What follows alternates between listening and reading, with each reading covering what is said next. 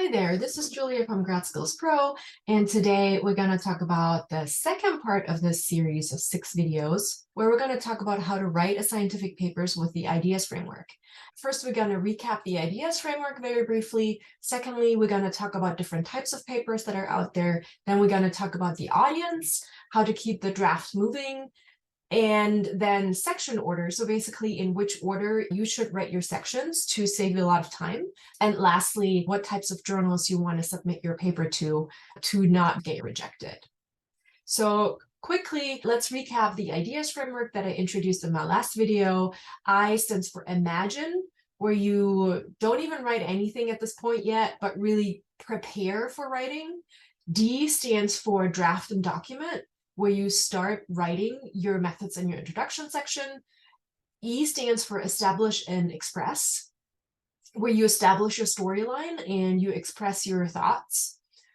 A stands for adjust, where you edit your paper, and S stands for submit.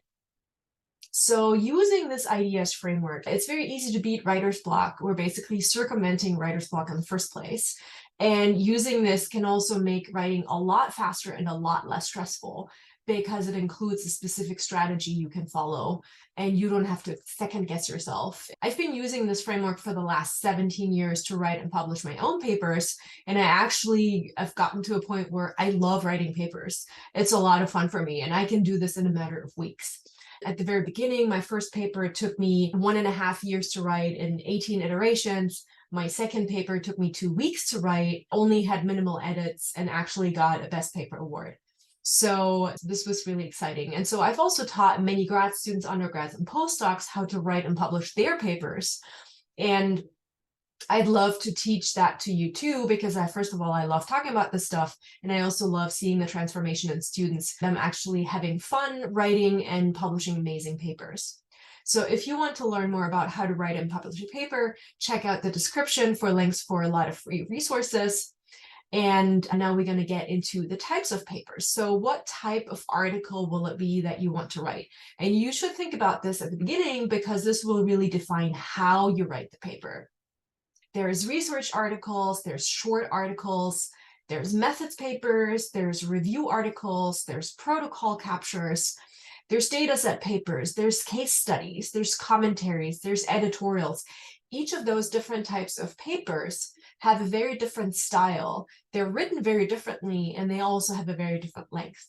So thinking about this before you start writing is really crucial for how you're actually going to write it, what the writing style is going to be. Articles, which is really what I'm going through here, covers new research findings. This could be a particular system, let's say a biological system, a new database, an application of a method to a new system. It's usually about 3 to 10 pages in print. The article types and names differ by journal. So check out the author guidelines for the specific journal that you want to submit to see what types of articles they allow. But keep in mind that not all article types are unsolicited. Some are invited or commissioned. So for instance, Nature has many commissioned sections, and it basically means that you cannot just submit an editorial, because that will be decided internally by the journal who is going to write this and what this is going to look like. Let's talk about the audience. And when you think about the audience, you really need to think about what the goal of the paper is, right? We write papers to communicate our science. And how do we communicate our science? We communicate our science through written form, which is the paper. So now, if you think about communication in a different way, if you talk to somebody, if you talk to a friend, and you're explaining your science to them. And let's imagine you talk to a friend who is not in the same lab, who really has no idea what you're doing, and you're explaining your science to them. Depending on their reaction, depending on their facial expression, depending on their body language, do they actually understand what you're trying to tell them? And this type of feedback is absent in a paper. However, when you write your paper, if you actually shift the focus from yourself to the reader, it actually makes it a lot easier to write, simply because you're asking yourself, what do you actually need to make that understandable for somebody else?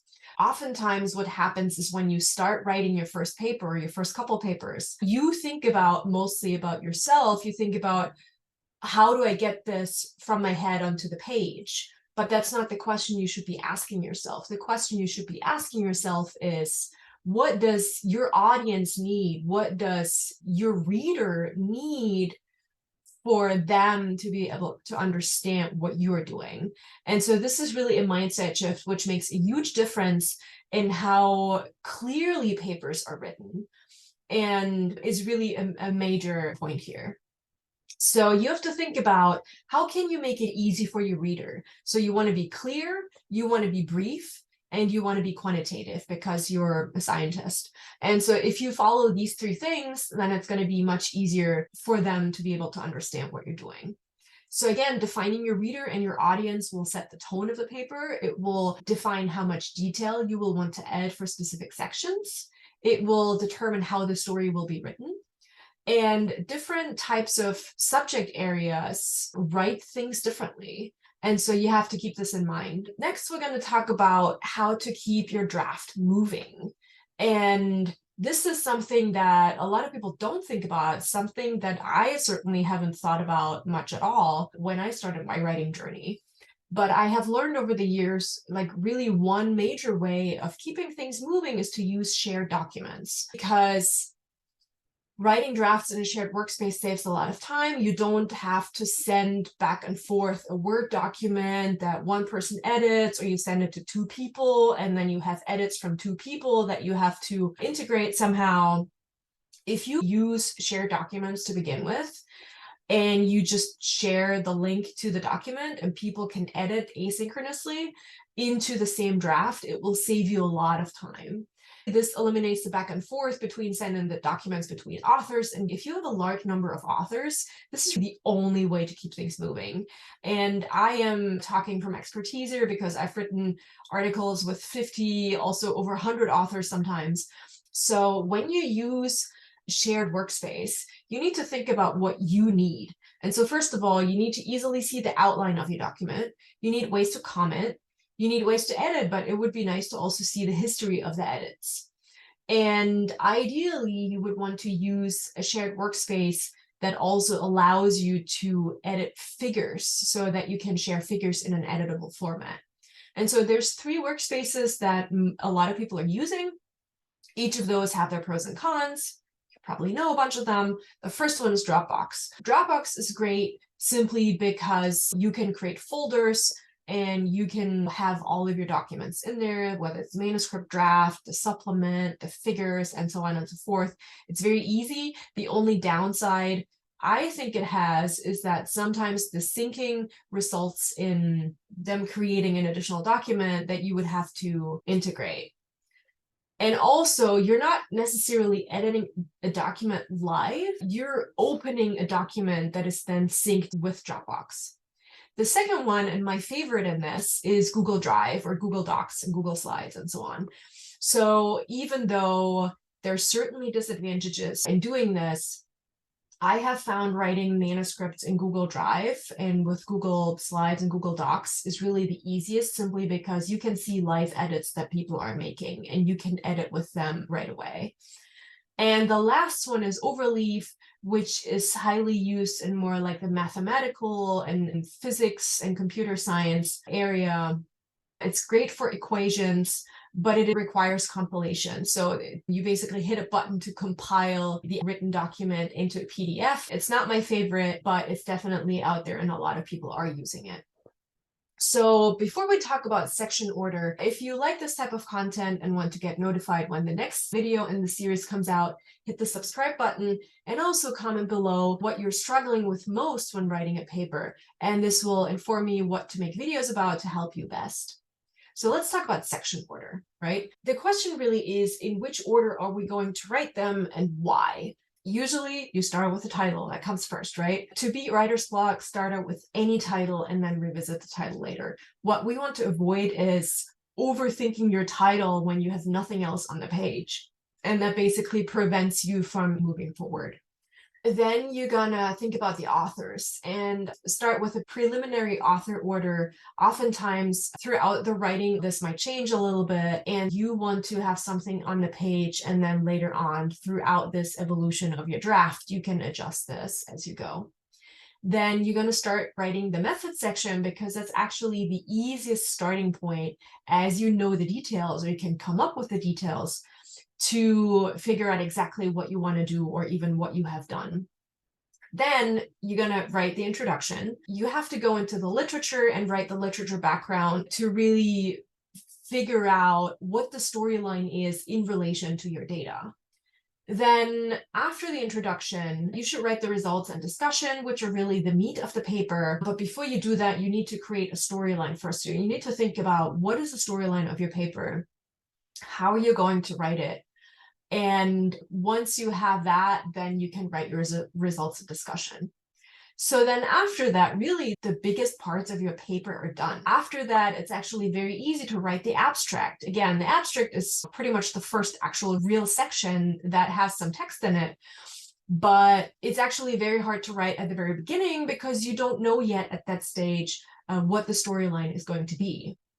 But once you have the meat of the paper written, writing the abstract is very easy. Then later on, the same thing with the conclusion. It's like the conclusion is very easy to write once you know what your paper is going to be about. So the abstract introduces the paper, the conclusion leads out of it.